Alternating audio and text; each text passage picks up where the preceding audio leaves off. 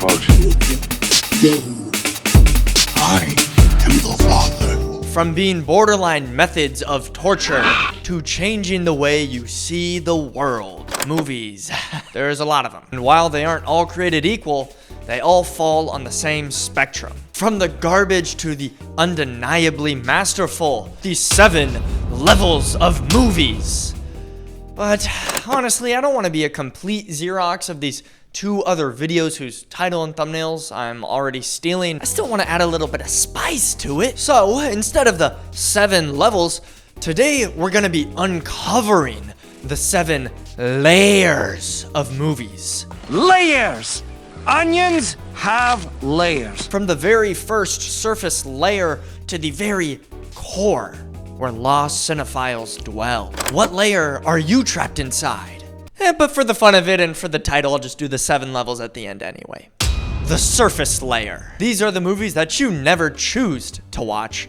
They just happen to you. They're the cultural wallpaper, the films you know whether you want to or not. Pretty much everyone born before 2007 grew up in a time where movies were still the dominant cultural reference point. So even if you were someone that grew up without a TV or that never went to the movies, or maybe you just hated them, you still know these movies because everybody else did. And even if you didn't have any friends or you never watched any movies on your own ever, it was still inescapable because sooner or later, your school would roll one of them out on a cart and show it in front of the whole class. These movies are probably the only 5 DVDs or VHSs that you had. And if by some miracle you haven't seen them, congratulations, because you've managed to evade not just cinema, but culture itself.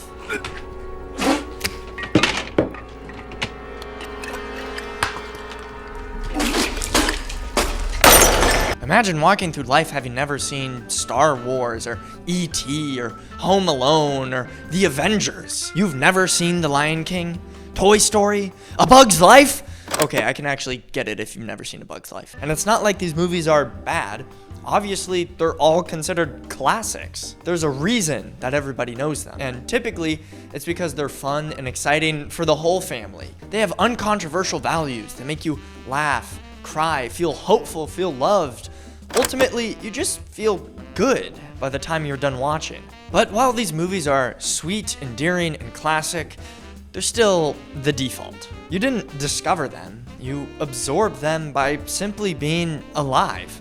The same way you absorb secondhand smoke from your grandma and her sisters in their house in Morgan Hill. It's also kind of funny that over half of these are Disney, Spielberg, or George Lucas movies. It's like if you ever wondered why Spielberg and Lucas are the 2 movie billionaires, it's because their movies are the ones that everybody knows. But for a budding movie enjoyer, the surface level can only hold you over for so long. You've already watched them all by the time you're 10 or 12 years old, and you start to notice that there's so much more out there. Wait a minute, maybe going to the movie theater is actually fun. I want more movies. But it's when that inkling of discovery awakens in you that you find yourself slipping into the next layer.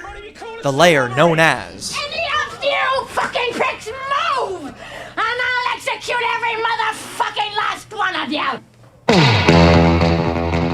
This is the layer when you notice that movies are actually distinctly fun to watch. You get that list from your friends or your friends' parents or your parents or Google or ChatGPT or whoever, and you start to knock them off. Goodfellas, Lady Bird, Pulp Fiction, Pride and Prejudice. This is that layer where you're forced to have that conversation with your friend's dad where he tries to be the bastion of culture, saying something like, you know what movie was actually good? Let me let you in on a little secret. No Country for Old Men. Oh, you know that Oscar-winning Best Picture movie? Oh, I would have had no idea. This is the layer where you start to think you've unlocked the secrets to cinema. You're watching all of the popular cemented classics, your Shawshank Redemptions, your Spirited Aways, but you're also getting hyped about the new stuff that's coming out. Dune, Weapons, Oppenheimer, and you think you're doing something bold when you give Dune that 5-star letterbox rating. But let's be real, you've got sophomore syndrome. You're still new to the game, but you act like you're a 15-year vet. Trust me, I've been there. I'm probably still doing that right now. The movies you're watching in this layer are still good, but it's all too accessible, and it hasn't really been refined to fit your tastes. These are the starter pack canon movies. Movies that are considered good, but still wildly popular. What's so glorious about this layer though is that pretty much everything you watch blows your mind. You watch Memento, mind blown. You watch Parasite, mind blown. Wow, foreign films are good too! And look, the naivete at this level is off the charts. But look, you're having fun. And really, that's what this is all about. That's really what this is all about. And you're in your honeymoon phase with cinema, where everything feels monumental, and the only thing bigger than that IMAX screen is your own sense of discovery. But soon, you realize, wait a minute, that these movies don't just appear out of nowhere. Is that the same guy? That somebody actually made them? You mean to tell me that he also made them? And when you start connecting the dots between those somebodies, a whole world opens up.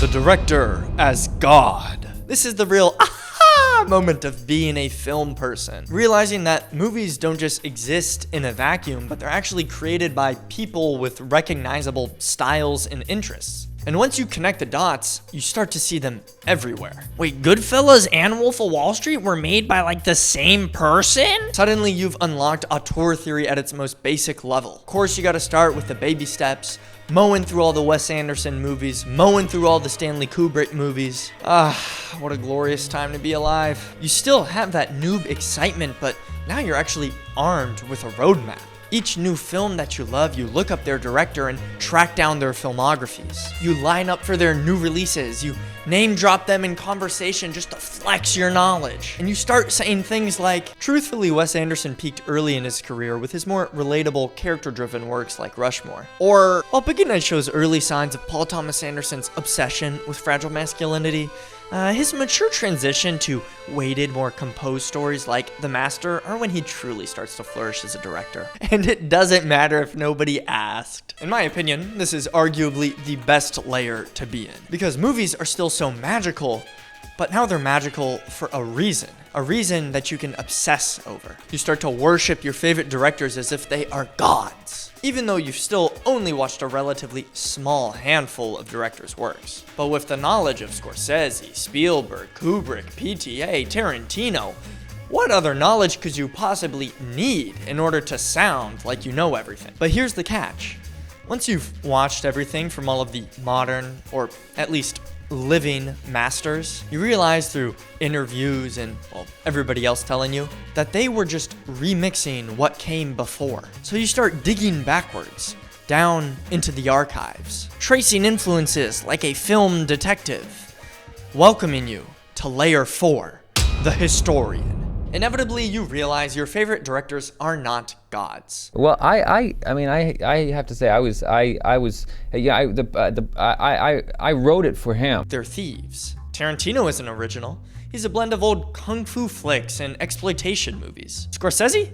He learned everything from Powell and Pressburger and Orson Welles. Nolan? That guy's just doing his best Michael Mann impression for the last 25 years. So you start digging. Criterion Collection spine numbers become your new Pokemon cards. Suddenly, you're watching black and white films on purpose. You're tracking influences backwards. Spielberg and Lucas influenced by Kurosawa. Paul Thomas Anderson influenced by Jonathan Demme and Robert Altman. Come on, I mean, it isn't fun watching the same directors over and over. You gotta expand your horizons. It's almost like starting from ground zero, from where it all began. You're no longer impressed by the shiny surface of cinema from the last 30 years. You're looking for the source code. This is where you really start to study movies, not just watch them. You're in film class without really knowing it, and without the tuition. You realize that silent films don't have to be homework. They can be kind of brilliant. Trust me guys, Sherlock Jr. is so funny. It's way funnier than The Hangover. You've graduated from PTA and Stanley Kubrick.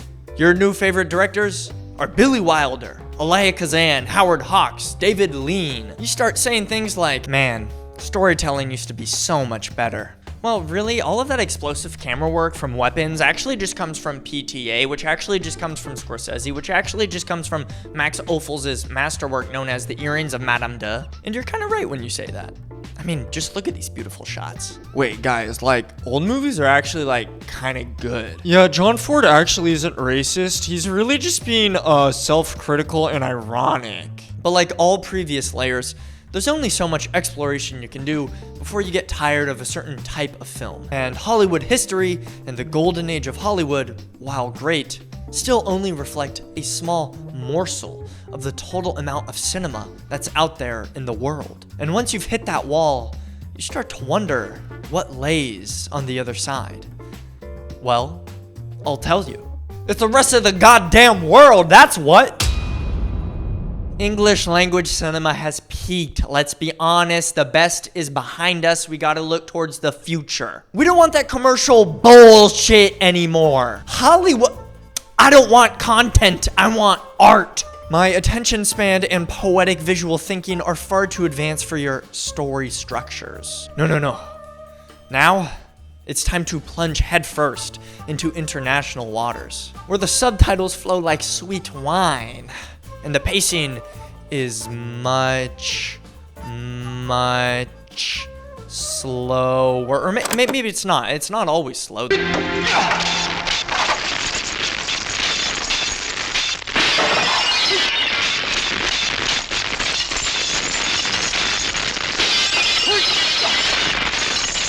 Once you overcome the 1-inch tall barrier of subtitles, you will be introduced to so many more amazing films. But like every other layer, you must begin with baby steps. You find your first transcendent film. Maybe it's 8.5 or Rashomon. This is unlike any American film I've ever seen. Is every foreign film like this? No. Short answer. No, foreign movies, like American movies, exist on a wide spectrum. But now that you have an entirely different oasis to explore, it's like you're once more a kid inside a vast, endless candy shop, waiting to discover what sweet, sweet treats you get to suck on. This new life has been breathed into you. The French New Wave turns into Italian neo-realism, which turns into Yugoslavian Black Wave. What's beautiful about this layer is that it's when you truly find your favorites. What types of movies speak to you? The kinds of films that inspire and interest you like no other. Maybe it's some monumental collective statement, some grand gesture like the complete Decalogue. Or maybe it's the whimsical elegance of the movies of Sui Hark. Maybe this is where you really uncover the banal horror of modern life with Kiyoshi. Or maybe you laugh at that same banality with Roy Andersson. Or laugh altogether with the works of Jacques Tati. At this point, you're so aware of all the different types of movies that you're able to distinguish them into subcategories of subcategories of subcategories. Yes, my favorite genre, East Asian serial killer crime thrillers in remote towns involving brief moments of the supernatural, though they never reveal their true hand. There's a greater abundance of films to watch now than there ever was because you're not only focused on the catalog of the past, but there's so many working, living giants of international cinema releasing movies year after year. Unfortunately, this layer is also where you find yourself at the height of your insufferability. At this point, pretty much nobody wants to hear your opinions on the movie that y'all just saw, except maybe the people that are like you. Even they don't really want to hear it, to be honest. But like every obsession, it doesn't just stop there. Once you've crossed oceans for cinema, you stop caring about boundaries entirely. Good movies, bad movies, I see no difference. Cult classics, 7-hour slow cinema, all in a day's work for me. You will watch it all. That's how you become what we all fear of, but also dream of becoming. The movie freak. This is the point of no return. Dare I say, you've gone too far. You've seen everything. High art, low trash, all that shit in between. You know the difference between fabula and sujet. You understand Verfremdungseffekt, effect, scopophilia and phenomenology. And not because you've learned those words by going to school for it like some sort of loser, but because through osmosis, those concepts have ingrained themselves into your consciousness by sheer brute force. You'll spend your weekend watching 7 kung fu movies that no one's ever heard of, and then cleanse your palate with 7 hours of Bellatar. What is wrong with you? At this point, discovery isn't the point anymore. It's just your default state. Your letterbox looks like the entire film selection of the Library of Alexandria. People ask you for film recommendations, but you can't. Where would you even begin? You're a walking encyclopedia, a thesaurus of film synonyms. You can't go back. And honestly, you're starting to smell a little bit like butt crack. People at this layer itch themselves like addicts, waiting to get a hit of a new movie that they've never heard of, which each day becomes increasingly rare and rare. These are the people that spend hours browsing their local video store or library just praying to find something they've never heard of. It's hard to be friends with them because all they have or know what to talk about is movies, which actually doesn't sound that bad. But there's another massive problem, a problem of the soul. Because once you're here, once you've seen everything, there's nothing left.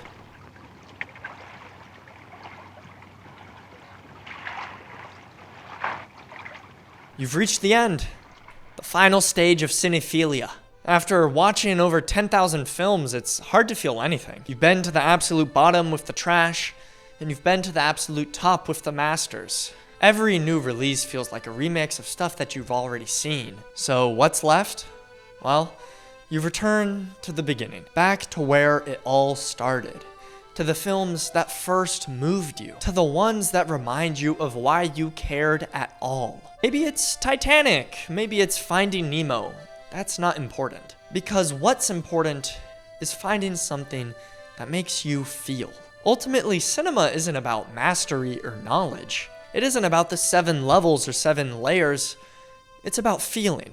And if that means that the only movies that can still make you cry are the ones that you watched when you were 10 years old, well, that's okay. That's what the medium was meant for. And so after all the layers, from the blockbusters to the Hungarian epics, you return to the beginning. At the very center of the onion, the core of cinema, in its purest form, it's just feeling. And whatever it takes to get you there is the most important movie there is. Oh, thank you. All right, real quick, 7 levels of cinema. Level 1, unwatchable garbage. Terrible movies uploaded on YouTube. Example. These were all bad. I only watched like 10 minutes of them. Can you blame me? I'm not gonna waste my time spending 6 hours watching these terrible movies. Level 2, trash. Movies that are only literally definitionally movies. This is the $1 bargain bin at Walmart that you can pick up and like collect dust on your shelf. The worst of the studio stuff. Example. Like, you guys remember Cats? Like, you remember when Cats came out like that? Oh my god. Level 3, competent. This is when everything works, it's well put together, but something's missing, and that something is the soul. This is essentially the cinematic equivalent to beige wallpaper. It's not good, it's not bad, it's just passable. Example. Level 4, good movies. Entertainment at its purest. The most common favorite movies of most people. Every now and then it might be a little bit thought-provoking, but ultimately, it's pretty much what everybody's watching all the time. It can never tap into that second layer, that higher gear. Example. Level 5, great movies. The perfect collision of craft and heart. And you can tell that the filmmaker poured their heart and soul into making this. Like the previous level, it is as entertaining, but unlike the previous level, it can tap into that second gear, that layer of subtext that really makes you think and perhaps change the way you look at the world. Level 6, masterpieces. These are landmark films that redefine what it means to be a movie. Once these films came out, everybody looks around and starts thinking, what are we doing? These are the movies that are studied, dissected, and worshipped. Example. Level 7, the very top of the mountain. Transcendent cinema. Cinema that I would argue can only be experienced in the theater, that takes you to another plane of existence. Films that permanently alter your brain chemistry, that take you to somewhere reborn, where stories feel perfect and powerful, because here they are. Any more YouTube channel, we degrade movies totally. Oh, all right, that's a wrap on this video. Thanks for watching. If you're still here, all the way at the very end, genuinely, thank you so much. I love you with all my heart. Yeah, this movie was a lot of fun. This video was a lot of fun to make, but it's like fucking 95 degrees outside. I'm wearing this stupid sport coat. I'm sweaty and hot. Catch y'all next week. Next week's video is gonna be another horror movie video, so all the horror fans, get excited for that. Anyway, thank you so much. Peace. Subscribe. Peace.